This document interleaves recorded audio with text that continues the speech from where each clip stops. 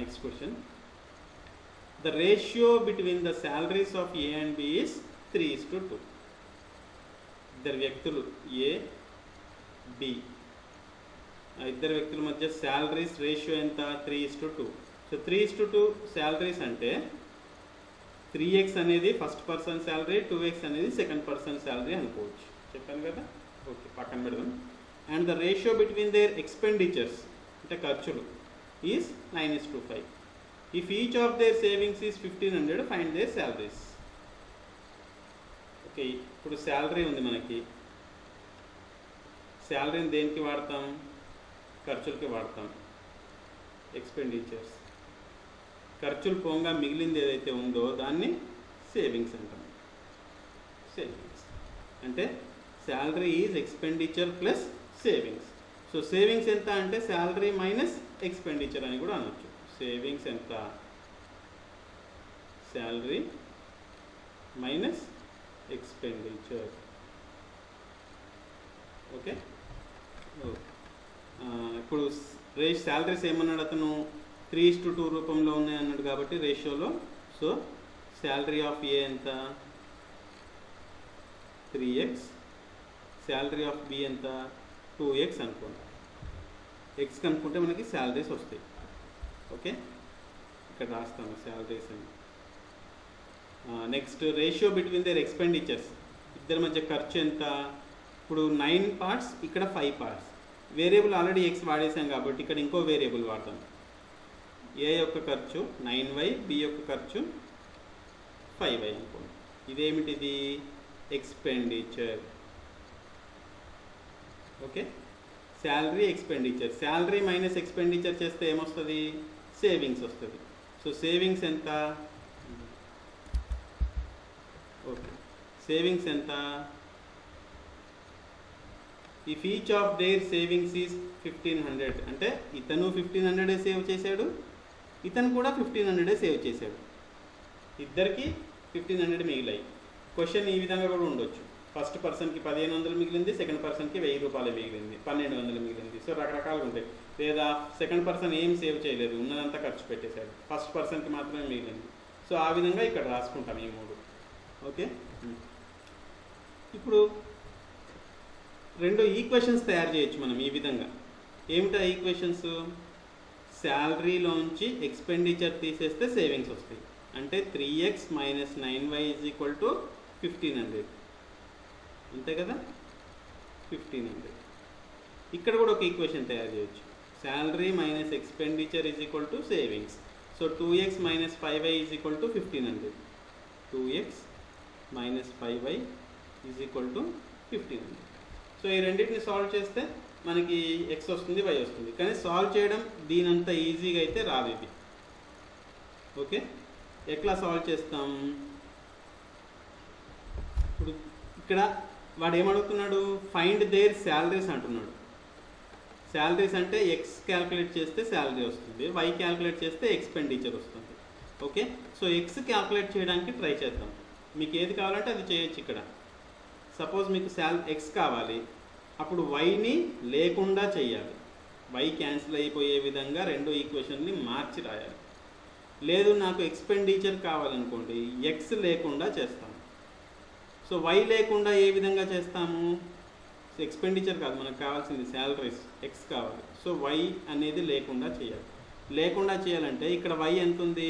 9y ఉంది, ఇక్కడ 5y ఉంది. సో దీన్ని 5తో మల్టిప్లై చేస్తే 9 5 = 45 అవుతుంది. ఈ ఈక్వేషన్ని 9తో మల్టిప్లై చేస్తే 5 9 = 45 అవుతుంది. ఓకే, సో ఈ ఈక్వేషన్ని 5తో మల్టిప్లై చేద్దాం, ఈ ఈక్వేషన్ని 9తో మల్టిప్లై చేద్దాం. ఏమవుతుంది చూడండి. 5 3 = 15x minus 9 5 = 45y is equal to 5 15 = 75. 2 సున్నాలు ఉన్నాయి. అలాగే ఇక్కడ 2x × 9 ఎంత? 18x minus 5 9 = 45y is equal to 15 9 = ఎంత? 135. ఇప్పుడు 2 వైలు సేమ్ ఉన్నాయి కదా. సో ఈ 2 మైనస్ చేస్తే -45, ఇది ప్లస్ ఉందనుకోండి, +45 రెండు క్యాన్సిల్ అయిపోతాయి కదా, జీరోస్ అవుతాయి. ఇవి చేసే ఉంటారు, అందరికీ బాగా అవగాహన ఇది. లేదంటే ఒక్కసారి గుర్తు తెచ్చుకోండి. ఓకే, సో ఎక్స్ కనుక్కోవడానికి మనం వైని సమానం చేసాం రెండింటిని. మీకు y కావాలంటే xని సమానం చేయండి. xని ఎలా సమానం చేస్తారు? దీన్ని 2తో మల్టిప్లై చేస్తారు, ఈ ఈక్వేషన్ని 3తో మల్టిప్లై చేస్తారు, సమానం అయిపోతుంది. ఇప్పుడు క్యాన్సిల్ చేయండి. 15 మైనస్ 18, 15 మైనస్ 18 ఎంత? -3x. -45 ఇది సైన్ చేంజ్ చేస్తుంది, మనం మైనస్ చేస్తున్నాం కాబట్టి సైన్ చేంజ్ అయిపోతుంది. ఈ ప్లస్ కాస్త మైనస్ అవుతుంది, ఈ మైనస్ కాస్త ప్లస్ అవుతుంది, ఈ ప్లస్ కాస్త మైనస్, ఏం లేదంటే ప్లస్ ఉన్నట్టు కదా, మైనస్ అవుతుంది. ఓకే, -45 + 45 ఎంత? 0, రెండు క్యాన్సిల్ అవుతాయి. సో 7500 - 13500 ఎంత? -6000. 6 713. ఓకే, ఇప్పుడు మైనస్ మైనస్ అటు ఇటు ఉన్నాయి కాబట్టి క్యాన్సిల్ అయిపోతుంది. సో ఎక్స్ ఎంత అప్పుడు? ఎక్స్ ఈజ్ ఈక్వల్ టు 6000/3 ఎంత వచ్చింది? 2000 వచ్చింది. సో ఎక్స్ వచ్చింది. ఇప్పుడు శాలరీస్ చెప్పొచ్చు కదా. సో ఏ శాలరీ ఎంత?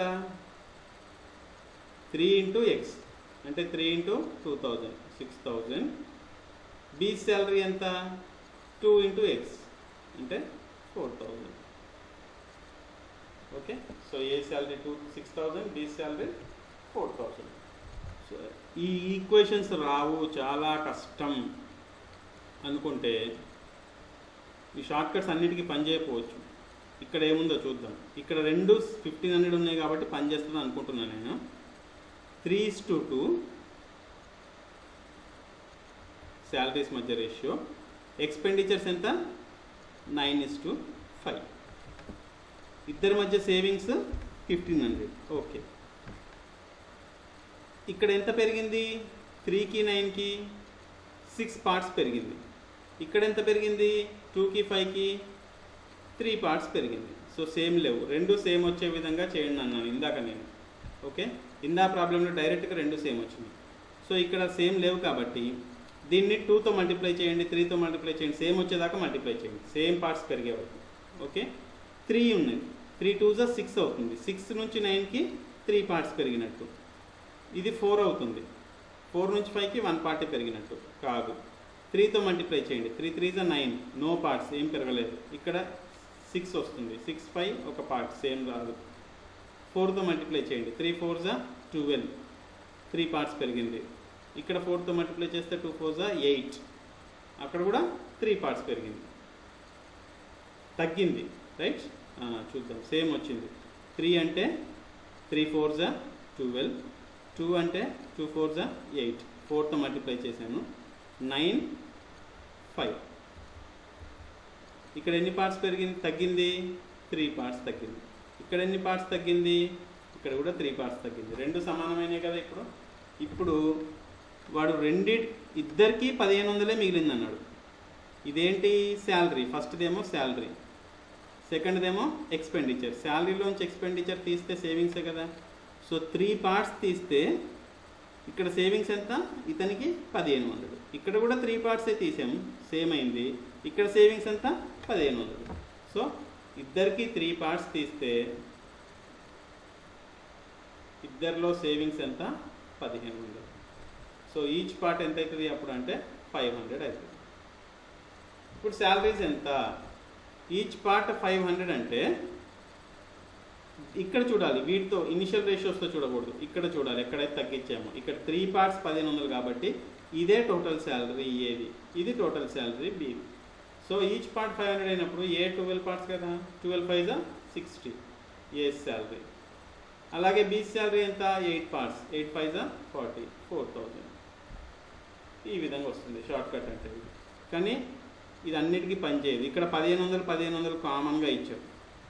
అదే ఫస్ట్ పర్సన్కి ఏం మిగలేదు, సెకండ్ పర్సన్కే మిగిలింది సేవింగ్స్ అనుకున్నప్పుడు ఇక్కడ 0 అయిపోతుంది.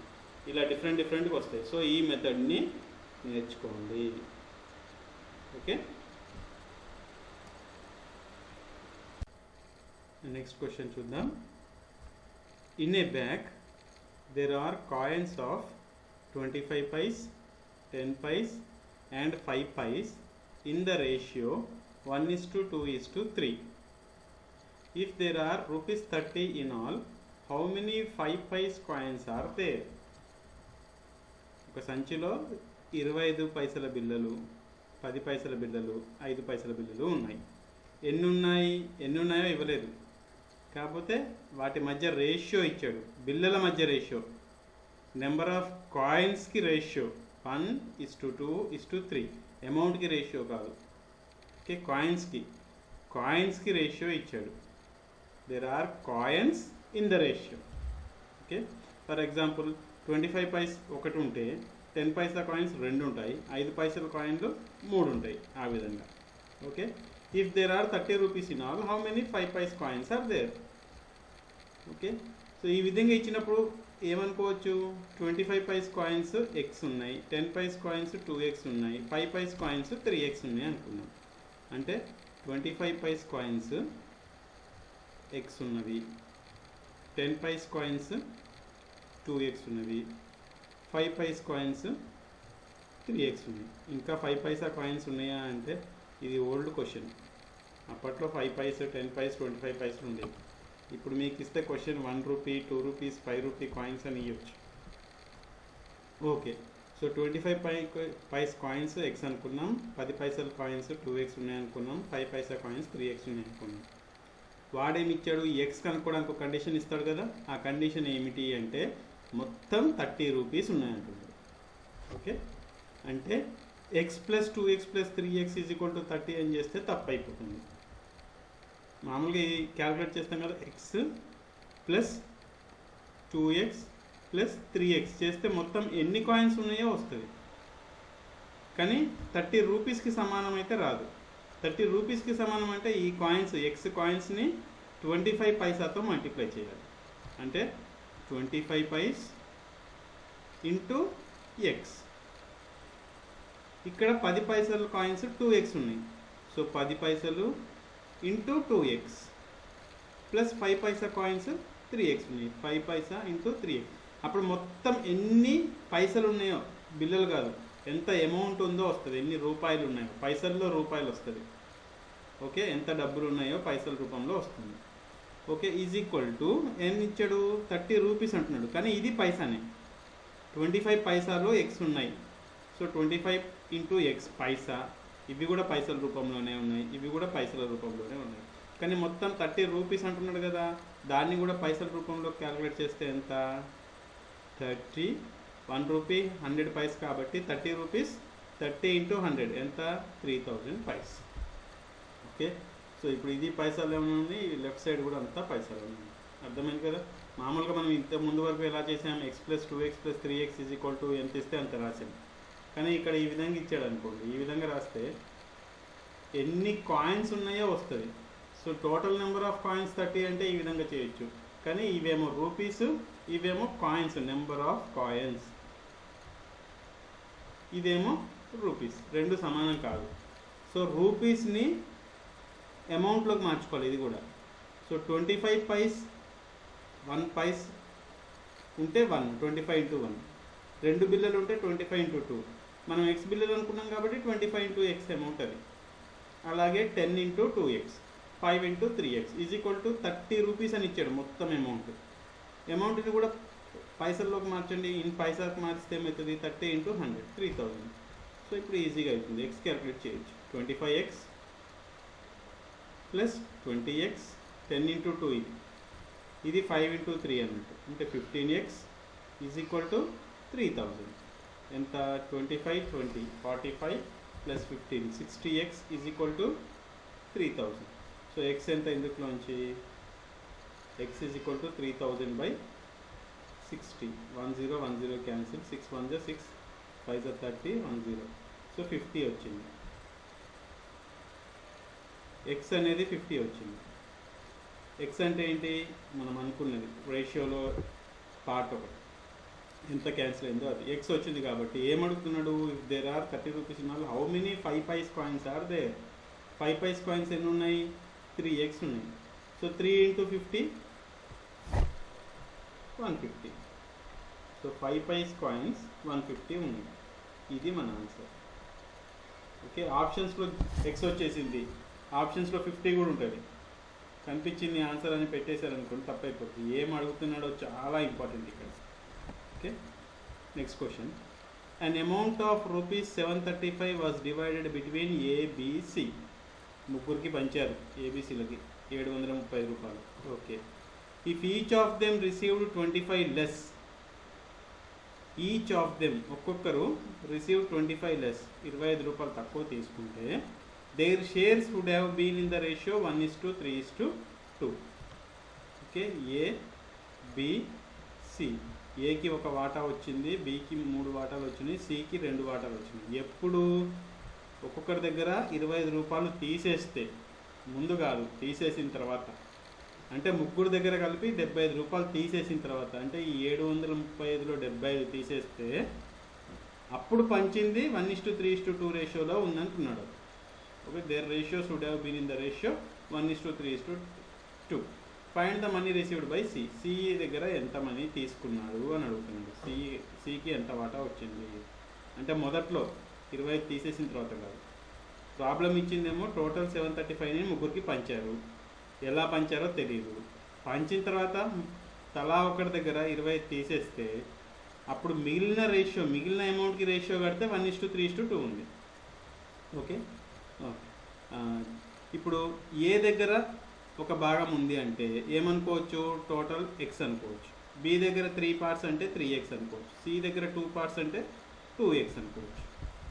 ఓకే, ఈ ఎక్స్ కనుక్కోవడానికి ఏదో ఒకటి ఇస్తాడు. ఏమి ఇచ్చాడు ఇక్కడ, ఈ అమౌంట్ ఇచ్చాడు. ఓకే, ఈ 3 ప్లస్ చేస్తే ఆ అమౌంట్ వస్తుందా, కాదు. ఈ రేషియో ఏంటి, ముగ్గురు దగ్గర ₹25 తీసేసిన తర్వాత. సో ఈ పార్ట్స్ ఏంటి, ఎక్స్, 3x, 2x, ముగ్గురు దగ్గర ₹25 తీసేసిన తర్వాత. కానీ ఇండివిజువల్గా తెలియదు కాబట్టి ఈ ముగ్గురులో టోటల్ 75 తీసేద్దాం ఇందులోంచి. So X plus 3x plus 2x, ముగ్గురు దగ్గర ఇప్పుడు ఎంత అమౌంట్ ఉన్నట్టు ఈ రేషియో ప్రకారం 735 మైనస్ 75. ముగ్గురు తలా 25 తీసేసారు. సో ఎంత అవుతుంది, 3 + 2 6, 3 + 2 5 + 1 6. ఇది 6x. అటు ఎంత అవుతుంది, 60, 35 తీసేస్తే ఇంకా 40 తీసేస్తే 660, రైట్. ఓకే, సో ఇప్పుడు x ఎంత, x = 660/6, 110. x వచ్చింది 110, x కనుక్కోవడానికి ఇచ్చాడు. ఇప్పుడు ఆన్సర్ ఎంత, సి పార్ట్ ఎంత అన్నాడు. Find the money received by C. C ఎంత వాటా తీసుకున్నాడు, 2x కదా. సో ఆన్సర్ 2 × 110, 220 అని పెట్టేస్తే తప్పు అవుతుంది. ఎందుకు, సి వాటా ఎంత అంటే ఈ 2x ఏంటి, 25 తీసిన తర్వాత. సో దానికి 25 కలపాలి. మీకు ఆప్షన్లో 220 ఉంటుంది 4 ఆప్షన్స్లో. సో కరెక్ట్ ఆప్షన్ ఎంచుకోవాలి. సో 220 + 25 245, ఇది కరెక్ట్ ఆప్షన్. ఓకే, ఈ question. There are some hens and cows in a farm. కోడ్లు ఆవులు ఉన్నాయంట, cows and hens. If the number of heads is 50 and the number of legs is 144, find the number of hens in the farm. Okay, మొత్తం ఏమున్నాయి, there are some hens and cows. Hence ఉన్నాయి, cows ఉన్నాయి, కోడ్లు ఆవులు. కానీ ఏమి ఇచ్చాడు, number of heads is 50, మొత్తం తలల సంఖ్య 50 అని ఇచ్చాడు. ఓకే, సో హెన్స్ ఏమనుకుంటారు, let the number of hence is x అనుకోండి. నెంబర్ ఆఫ్ కౌస్ ఏమవుతాయి, ఎన్ని అవుతాయి, అది కూడా y అనుకోండి. లేకపోతే హెన్స్ x, కౌస్ y అనుకోండి. If the number of heads is 50 అన్నాడు. కోడ్లకైనా ఆవులకైనా ఒకటే హెడ్ ఉంటుంది కదా. సో కాబట్టి x + y మొత్తం ఎంత అంటే 50. అదొక ఈక్వేషన్. మనకి x, y కనుక్కోవడానికి ఇస్తాడు కదా కండిషన్, అదొక కండిషన్. x + y = 50. ఓకే, ఇంకొకటి ఏంటి, if the number of heads is 50 and the number of legs is 144. కాళ్ళ సంఖ్య ఇచ్చాడు, నెంబర్ ఆఫ్ లెగ్స్ మొత్తం కాళ్ళ సంఖ్య 144 అంటున్నాడు. సో హెన్స్కి ఎన్ని హెన్స్ ఎక్స్ ఉన్నాయి అనుకున్నాం, మనం కోళ్ళు ఎక్స్ ఉన్నాయి అనుకున్నాం. ఒక హెన్కి ఎన్ని లెగ్స్ ఉంటాయి? 2 లెగ్స్ ఉంటాయి. So 2 into X hens legs ఇవి, ప్లస్ ఒక కౌకి ఎన్ని లెగ్స్ ఉంటాయి? 4 లెగ్స్ ఉంటాయి. So 4 into Y cows legs ఇవి. టోటల్ లెగ్స్ ఎంత ఇచ్చాడు? 144. సో ఈక్వేషన్ వచ్చేసింది మనకి, 2 ఈక్వేషన్స్ వచ్చినాయి. ఇందులోంచి ఎక్స్ కనుక్కోవడం, వై కనుక్కోవడం ఎలా? ఈక్వేషన్ సాల్వ్ చేయడమే కదా, సాల్వ్ చేసేస్తే వచ్చేస్తుంది. సో ఏం చేద్దాం? వాడు ఏమడుగుతున్నాడు? Find the number of hens in the farm. Hens ఏంటి? ఎక్స్. సో ఎక్స్ కనుక్కుంటే సరిపోతుంది. Find the number of hens అంటే ఎక్స్ కనుక్కుంటే సరిపోతుంది. ఎక్స్ కనుక్కోవాలంటే ఇందులోంచి వై లేకుండా చేయాలి కదా, ఈ రెండు ఈక్వేషన్స్లోంచి. సో వై ఇక్కడ ఎంత ఉంది? 4y. ఇక్కడ ఎంత ఉంది? వై మాత్రమే ఉంది. రెండు సేమ్ అయితే తీసేయడం ఈజీ కదా, మైనస్ చేసేస్తే వెళ్ళిపోతాయి. సో దీన్ని ఫస్ట్ ఈక్వేషన్ని 4తో మల్టిప్లై చేయండి. అప్పుడు ఏమవుతుంది? 4x plus 4y is equal to 4 into 50 200. ఇక్కడ same 2x plus 4y is equal to 144 అలాగే ఉంటుంది. ఇప్పుడు మైనస్ చేయండి. 4x మైనస్ 2x చేస్తే ఏమవుతుంది? 2x. 4y మైనస్ 2y చేస్తే ఏమవుతుంది? 0 అవుతుంది. 200 మైనస్ 144 ఏమవుతుంది? 56. అప్పుడు x వచ్చేసింది. x ఎంత? 56/2 అంటే 28. సో x అంటే ఏంటి? హెన్సే కదా. సో ఇక్కడ ముందు x కనుక్కోవాలా, y కనుక్కోవాలా చూసుకొని కనుక్కోండి. Find the number of hence. Hence అంటే మనం x అనుకున్నాం కాబట్టి x కనుక్కుంటున్నాము. x వచ్చింది. సో ఎన్ని కోడ్లు ఉన్నట్టు? 28 హెన్స్ ఉన్నట్టు. మీకు కౌస్ అడిగాడు అనుకోండి, మళ్ళీ ఎందుకులో y కనుక్కోవడం ఎందుకు? టోటల్ ఎంత? 50 అన్నాడు కదా. x plus Y is equal to 50. So y is equal to ఏమవుతుంది? 50 మైనస్ 28. ఇక్కడ చేద్దాం. x plus Y is equal to 50. కాబట్టి y ఈజ్ ఈక్వల్ టు ఎంత? 50 minus 28 is equal to 22 cows ఉన్నట్టు. ఓకే, రెండు వేరియబుల్స్తో మీకు కష్టం అనుకున్నప్పుడు సింగిల్ వేరియబుల్ ఈ విధంగా కూడా చేయొచ్చు. హెన్స్ ఎక్స్ అనుకున్నప్పుడు కౌస్ ఏమవుతాయి? టోటల్ 58 అంటున్నాడు అంటే మొత్తం తలకాయల సంఖ్య 50 కాబట్టి ఇవి ఎన్ని ఉంటాయి? ఇవి ఎక్స్ అయినప్పుడు అవి 50 మైనస్ ఎక్స్, అంతే కదా. ఇక్కడ ఇంకా డైరెక్ట్గా వచ్చేస్తుంది మనకి. వైతో ప్రాబ్లం ఉండదు, వైతో అవసరం ఉండదు. ఓకే, రెండు వేరియబుల్స్ కాస్త సింగిల్ వేరియబుల్ అవుతాయి. కొంచెం మనకి ఈజీగా అనిపిస్తుంది ఇప్పుడు ఈ విధంగా తీసుకుంటే. సో అప్పుడు మూడో కండిషన్ ఏంటి? ఎక్స్ కనుక్కోవడానికి ఏమి ఇచ్చాడు ఇక్కడ condition? And the number of legs is 144 అంటున్నాడు. హెన్స్ ఎక్స్ ఉన్నాయి అంటే ఒక హెన్కి 2 లెగ్స్ ఉంటాయి కాబట్టి 2x plus cows 50 minus X ఉన్నాయి, 50 మైనస్ ఎక్స్. సో 4 ఉంటాయి కాబట్టి ఒక కౌకి 4 into 50 minus X. Total 144 legs ఇచ్చాడు కాబట్టి 144. ఇప్పుడు ఇందులో ఎక్స్ ఒక్కటే కాబట్టి ఈజీ కనుక్కోవచ్చు. 2x plus 50 into 4 200 minus 4 into X 4x is equal to 144. ఈ ఈక్వేషన్ని సాల్వ్ చేస్తే 2x minus 4x minus 2x 200 అటుపోతుంది right సైడ్కి. 144 minus 200 minus 56 minus minus cancel అవుతుంది.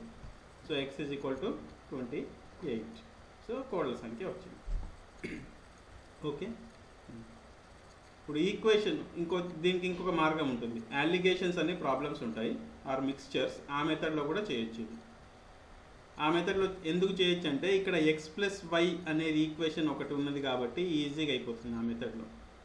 ఎక్స్ ప్లస్ వై కాకుండా ఇక్కడ ఎక్స్ ప్లస్ 2y కానీ 3x ప్లస్ 2y కానీ ఉంటే ఈ షార్ట్ కట్ ఇప్పుడు చెప్పబోయేది కొంచెం కష్టం అవుతుంది. అంటే ఎందుకు చెప్తున్నానంటే అది ఇక్కడ మనం రేషియో అండ్ ప్రపోర్షన్, రేషియోస్ అనేది ఎక్కడన్నా వాడామా? ఎక్కడా వాడలేదు. కానీ దీనికి రేషియోస్కి సంబంధం ఏంటంటే ఆ విధంగా చేస్తే రేషియోస్ వస్తాయి అని. ఈ ఈక్వేషన్ సాల్వ్ చేయడం అంటే రేషియోస్ రూపంలో కూడా చేయొచ్చు. అవి ఇలాంటి ఈక్వేషన్ సాల్వ్ చేయడం రేషియో రూపంలో కూడా చేయొచ్చు. అది కొంచెం మళ్ళీ కన్ఫ్యూజింగ్ అయిపోతుంది. అందుకే ఇది మనకు తెలిసిన మెథడ్ కాబట్టి చెప్పాను. ఓకే, ఇంకోటి ఏంటి షార్ట్ కట్ అంటే లెగ్స్ ఇక్కడ హెన్స్ రాస్తాను, హెచ్ ఇక్కడ కౌస్ రాస్తాను. సో టోటల్ లెగ్స్ ఎన్ని? 144 ఇచ్చాడు. 144. హెన్స్ ఎన్ని ఉన్నాయి తెలీదు. మొత్తం హెన్సే అనుకుంటే మొత్తం ఎన్ని ఉన్నాయి? యాక్చువల్గా 50 హెడ్స్ ఉన్నాయి. సో ఉన్నాయి అన్నీ హెన్సే అనుకుంటే కౌస్ని 0 చేస్తే ఇక్కడ ఏం చేసాం ఈ ఈక్వేషన్ని మనం ఫస్ట్ ఈక్వేషన్ని 4తో మల్టిప్లై చేసాం కదా, అలాగే ఇక్కడ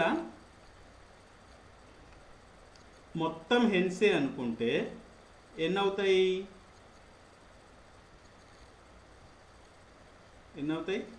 50 ఇంటూ 2 100 లెగ్స్ అవుతాయి. కౌస్ ఎన్ని ఉన్నాయి అది కూడా తెలియదు. వాటి లెగ్స్ సంఖ్య ఎంత, మొత్తం హెన్స్ లేవు మొత్తం కౌసే ఉన్నాయి అనుకుంటే,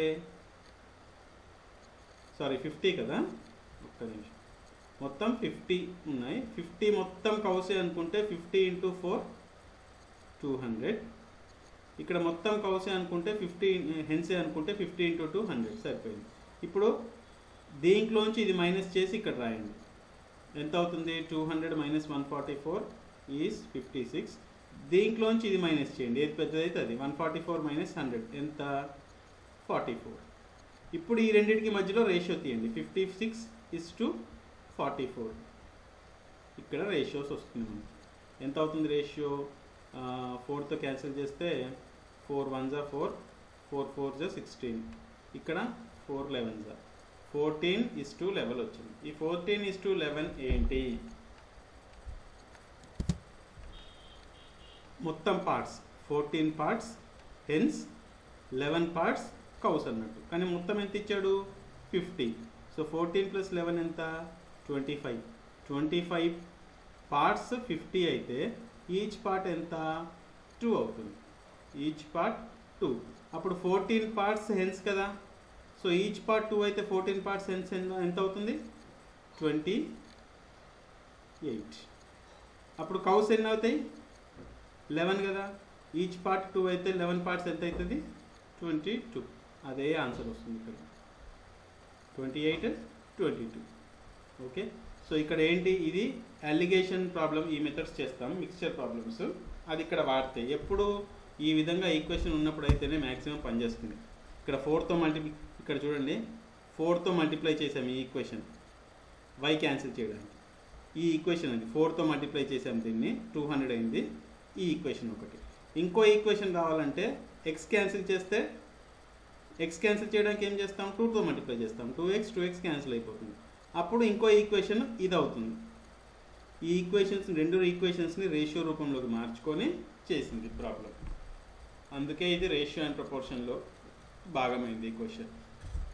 సో జనరల్గా ఈ విధంగా చేసుకోవడం ఈజీగా అవుతుంది. నేను ప్రిఫర్ చేసేది అందుకే ఇదే మెథడ్. ఓకే, ఒక్కసారి ఈక్వేషన్స్ ఎలా సాల్వ్ చేయాలో నేర్చుకుంటే ఆల్మోస్ట్ చాలా ప్రాబ్లమ్స్కి పనిచేస్తుంది ఏ దేంట్లో అయినా సరే. ఓకే, ఇంకో question. A sum of ₹312 was divided among 100 boys and girls in such a way that each boy gets ₹3.60 and each girl gets ₹2.40. Find the number of girls. Girls సంఖ్య ఎంత? సేమ్ ఇదే question కదా, అక్కడ hence cows, ఇక్కడ boys girls. So bye అయినా girl అయినా చేతులు కాళ్ళు సమానంగా ఉంటాయి కాబట్టి అది కాదు క్వశ్చన్. ఇక్కడ ఏంటి, అమౌంట్ డిస్ట్రిబ్యూట్ చేశారు. ₹312ని బాయ్స్ అయితే ఒక్కొక్కరికి ₹3.60, గర్ల్స్ అయితే ఒక్కొక్కరికి ₹2.40 డిస్ట్రిబ్యూట్ చేశారు. ఇవి ఓల్డ్ క్వశ్చన్స్ కాబట్టి ఇలా పాయింట్ పైసల్లో 40 పైసలు 60 పైసల్లో ఉన్నాయి. ఇప్పుడు అంటే అన్నీ వందలే. ఓకే రైట్, ఏమని చేద్దాం, ఏ విధంగా చేద్దాం? ఈ విధంగా చేస్తే ఏమవుతుంది, సో ఈక్వేషన్ రాసి వదిలిపెడతాను నేను.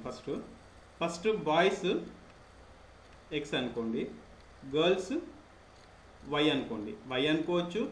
ఈ సెకండ్ మెథడ్లో చేద్దాం. y అనేది కనిపించదు కదా, ఇక సెకండ్ మెథడ్లో చేద్దాం. ఓకే, సో గర్ల్స్ ఏమనుకోవాలి 100 - x అనుకోవాలి. సో ఇప్పుడు దీనికన్నా ఇది ఇంకా ఈజీ అయిపోయింది కదా మనకి. ఓకే, సో ఇక్కడ ఈ మెథడ్ ప్రాక్టీస్ చేయండి. బాయ్స్ x అనుకున్నప్పుడు గర్ల్స్ ఎంత 100 - x. సో ఇప్పుడు x కనుక్కోవడానికి ఏం కండిషన్ ఇచ్చాడు, ఒక్కొక్క బాయ్కి 3.6 పైసా వచ్చింది. 60 పైసలు అయినా 3.60 అయినా 3.6 అనొచ్చు. పాయింట్ తర్వాత జీరో లేదు, అవసరం లేదు, తీసేయచ్చు ఎండ్లో ఉన్న జీరోస్ అయితే. ఇక్కడ 2.40ని 2.4 అని కూడా అనొచ్చు. 2.4.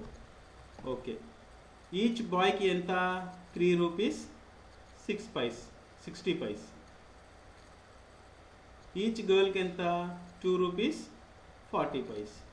సో మొత్తం బాయ్స్కి ఎన్ని డబ్బులు వచ్చినట్టు 3.6 ఇంటూ ఎక్స్, గర్ల్స్కి ఎంత డబ్బులు వచ్చినట్టు 2.4 ఇంటూ 100 మైనస్ ఎక్స్. ఇప్పుడు ఈ అమౌంట్ అంతా కలిపితే ఎంత అమౌంట్ ఇచ్చాడు అతను 312 రూపీస్. సో ఎక్స్ కనుక్కుంటాం ఇందులోంచి, అంతే, చాలా సింపుల్.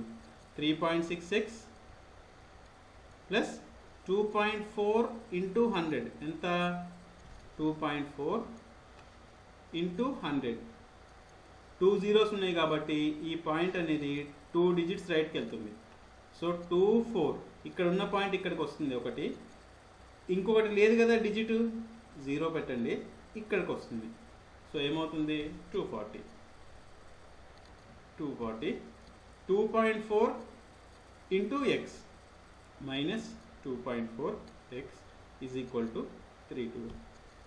సో ఏమవుతుంది ఇప్పుడు ఇది 3.6 మైనస్ 2.4. పెద్ద క్యాల్కులేషన్స్ కాదు ఇవి. 3.6 minus 2.4, 6 minus 4 2, 3 minus 2 1, 1.2. 1.2x is equal to 312, ఈ 240 ఇటు వస్తుంది కదా, 312 మైనస్ 240. మీరు మామూలుగా డైరెక్ట్ చేసేస్తారంటే చేయండి. So 2 7 72. Okay, so what is X?